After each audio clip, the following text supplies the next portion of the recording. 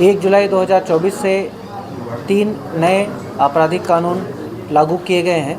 ये तीनों कानून हैं भारतीय न्याय संहिता जो आईपीसी को रिप्लेस करेगा, दूसरा है भारतीय नागरिक सुरक्षा संहिता जो सीआरपीसी को रिप्लेस करेगा, और तीसरा है भारतीय साक्ष्य अधिनियम जो कि इंडियन एविडेंस एक्ट को रिप्लेस करेगा।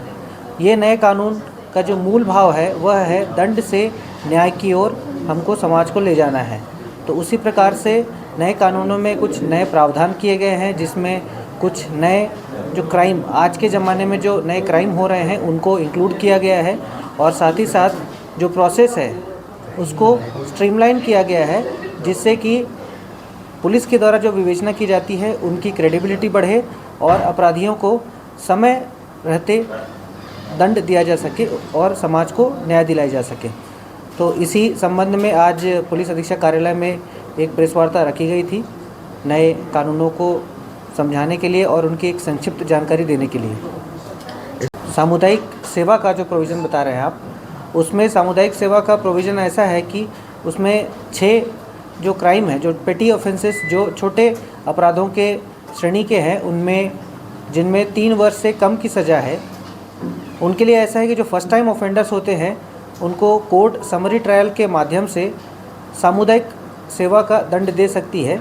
सामुदायिक सेवा का दंड से तात्पर्य है कि कहीं पे सफाई करने का सज़ा मिल गया, या फिर कहीं पे कम्युनिटी सर्विस जैसे कि अनाथालय में जाकर सेवा देने का, या फिर स्कूल कॉलेजेस में सेवा देने का। तो इस प्रकार से जो कम्युनिटी सर्विसेज है जो कि हम दूसरे देशों में देखते हैं उसको भी इंक्लूड किया गया है, जिससे कि जो छोटे अपराध हैं उनमें लोगों को न्याय दिलाया जा सके। डेफिनेटली लोगों को फ़ायदा देने के लिए ही नए कानून लागू किए गए हैं। जैसे कि जो अभी के जो कानून होते हैं वो दंड पर ज़्यादा फोकस करते हैं, परंतु जो नया कानून होगा उसमें न्याय की ओर भी बात की गई है, जिसमें अपराधी को न्याय दिलाना है, साथ ही साथ पीड़ित को भी न्याय दिलाने की बात की गई है। नए कानून में जो जैसे कि हम देखते हैं कि पीड़ित क्षतिपूर्ति योजना होती है जो पहले लागू की गई, पहले से भी लागू की गई है, उसको स्ट्रीमलाइन किया गया है। और साथ ही साथ मेनली जैसे जो पुलिस की विवेचना होती है उसमें मजबूती लाने के लिए जो सर्च एंड सीजर होता है उसको ऑडियो विजुअल रिकॉर्डिंग करने की बात कही गई है। वैसे जो स्टेटमेंट्स होते हैं पुलिस के द्वारा जो लिए जाते हैं उसको भी रिकॉर्ड करने की बात की गई है, जिससे कि पुलिस की विवेचना मजबूत बनेगी और समय रहते अपराधियों को न्याय दिलाया जा सकेगा। और एक तरह से देखा जाए जब तक अपराधियों को दंड नहीं मिलता तो पीड़ित को भी परेशानी होती है। तो जब अपराधियों को उचित न्याय मिलेगा तो उससे पीड़ित को भी निश्चित रूप से न्याय का एहसास होगा। ये कानून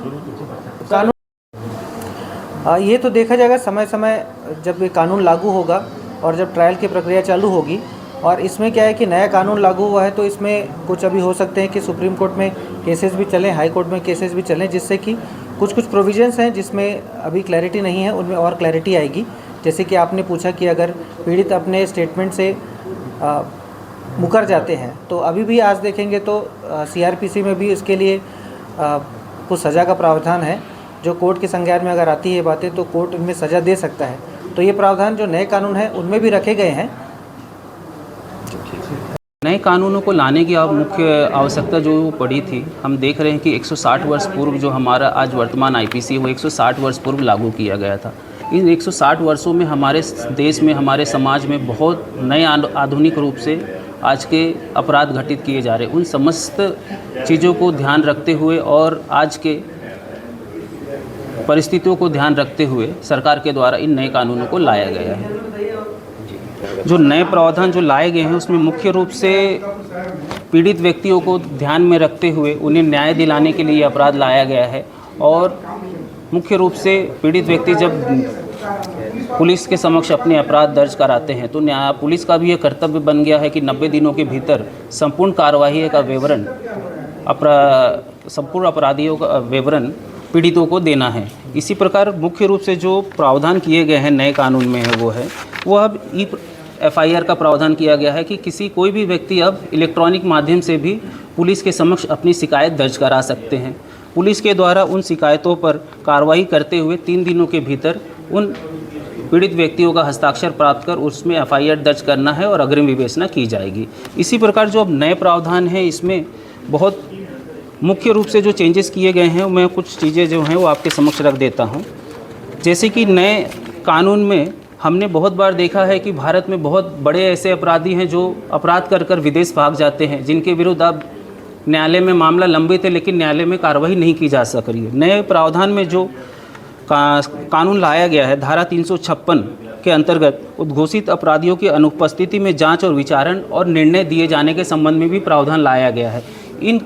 इस धारा के अंतर्गत अब यह प्रावधान किया गया है कि यदि कोई व्यक्ति अपराध कर कर फरार हो जाता है तो उन व्यक्तियों के विरुद्ध कार्रवाई करते हुए, विवेचना करते हुए न्यायालय में चालान प्रस्तुत किया जा सकता है और इस धारा के अंतर्गत जो भी प्रक्रियाएं दी गई है उन प्रक्रियाओं का पालन करते हुए उनके विरुद्ध ट्रायल न्यायालय में किया जा सकता है और ट्रायल संपूर्ण कर उस व्यक्ति को दंडित किया जा सकेगा। इसी प्रकार से जो अन्य एक नया प्रावधान जोड़ा गया है, इसमें मर्सी पिटीशन का प्रावधान किया गया है।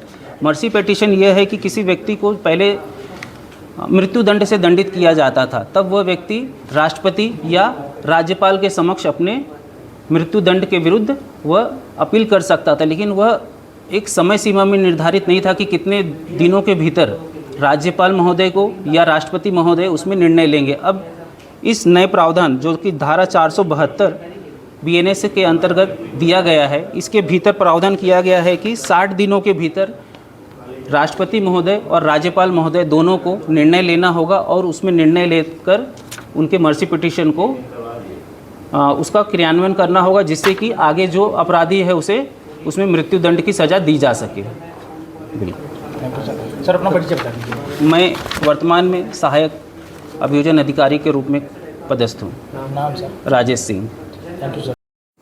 प्रभावी हम कह सकते हैं समाज में प्रभावशील व्यक्ति है जिनकी अच्छी पकड़ है समाज में या सरकार में, तय समय सीमा में अभियोजन स्वीकृति प्राप्त नहीं हो पाती थी। ऐसे मामलों में कई वर्षों तक हमारी फाइलें सरकार के पास लंबित रहती थी। तो इन मामलों में भी अब सरकार ने नए कानून में ये प्रावधान कर दिया गया है कि 90 दिनों के भीतर अगर हमें अभियोजन स्वीकृति नहीं प्राप्त होती है तो तब यह समझा जाएगा कि अभियोजन है। तो इसी तरीके से न्यायालय में हमें चालान पेश करने के लिए चालान पेश करना है। हमने कई बार देखा है कि फर्दर इन्वेस्टिगेशन की जाती है पुलिस के द्वारा। उन मामलों में भी अब पहले हमने बहुत बार देखा है कि बहुत सारे ऐसे मामले फर्दर इन्वेस्टिगेशन भी अगर किसी मामले में हमें करने की आवश्यकता पड़ रही है, अग्रिम विवेचना, तो उन मामलों में भी और न्यायालय के माध्यम से परमिशन लेकर 90 दिनों के भीतर अब हमें न्यायालय के समक्ष चालान को प्रस्तुत करना है। आती है उनमें पुलिस का डर नहीं है। इस चीज़ में हम प्रयास करेंगे, जो भी फ्रंट हो काम करेंगे इसमें।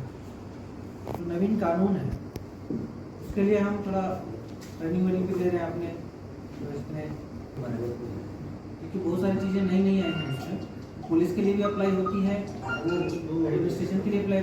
जैसे जैसे समय आगे बढ़ रहा है, टेक्नोलॉजी एडवांस हो रहे हैं, नए नए तरीके के क्राइम हो रहे हैं, उन्हीं सबको एड्रेस करने के लिए नया कानून लाया गया है। वजह से नया कानून लग जाएगा, धाराएं चेंज हो जाएंगी, धारा चेंज हो जाएगी। कोर्ट के सामने प्रस्तुत करते हैं, चालान पेश करते हैं, उनकी प्रक्रिया चेंज हो जाएगी। तो अभी तो वही है, तो फायदा मिलेगा। अभी तो फ्यूचर चैलेंज यही है। इसके लिए पुलिस विभाग में ट्रेनिंग दी जा रही है, इक्विपमेंट है जिसके थ्रू हम लोग इन्वेस्टिगेशन करेंगे, साइंटिफिक इन्वेस्टिगेशन वो खरीदने जा रहे हैं। हम लोग की अलग अलग प्रक्रिया कैसे फॉलो करेंगे, यही है। तो 1 जुलाई से हम सभी को चैलेंज के रूप में करना पड़ेगा इसको।